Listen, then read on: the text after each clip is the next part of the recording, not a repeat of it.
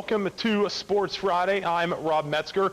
Final Four weekend in the Ohio playoffs has arrived. Steubenville Big Red, part of the Final Four fun for the third time in the past 4 seasons. So let's check out the highlights from Canton at the Pro Football Hall of Fame, taking on Kettering Archbishop for the Division IV state title. The rematch of a couple years ago, Big Red won 34-33. First offensive play, Dwight Macon hooking up with Danny Bain up to the Big Red 46, but the drive would stall. They'd have to punt it away. An Alder quarterback, Austin Boucher, head into Toledo, and he breaks off a big run early in this one. 48 yards to the Big Red 16, and that would lead to the first score of the game. Boucher would pass it to Chris Borland, the Wisconsin recruit. Touchdown, 7-0. First play of the second quarter. 4th down and 3 for Big Red. Ball on the 35-yard line. Looking to keep the drive alive, but a big play here. Bronco Busick stopped short, so Alder takes over on downs. 35 seconds to go in the half. Boucher airing it out. Danny Jasper on the run. Their drive, but look, Dwight Macon strips the ball. Shaq Petaway the recovery. A big defensive stand for Big Red in a 7-0 game. Final play of the first half, Big Red trying to cash in on the Alder mistake. And Dwight Macon covering about every bit of the field on this scramble. Eventually he would let it fly. And when he let it fly, it would be intercepted by Alder at the 11-yard line. So 7-0 at the half. Earlier in this game, Macon injured finger on his left hand.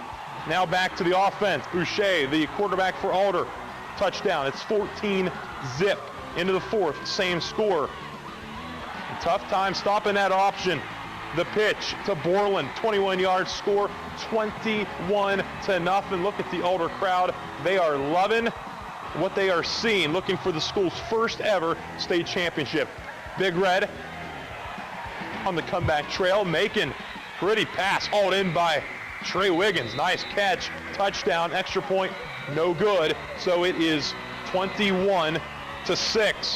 Big Red got the ball back, 6:10 to go, and they're driving. Macon, 31-yarder to Caleb Westlake, that at the Alder 40-yard line, and then Macon to Michael Goodwin, and then Goodwin flip it over. Big gainer up to the 27. But on 1st and 10 at the Alder 16, Macon looking for somewhere to go with the football. He is going to be sacked. And they would eventually face a 4th and long on this drive. Macon still scrambling.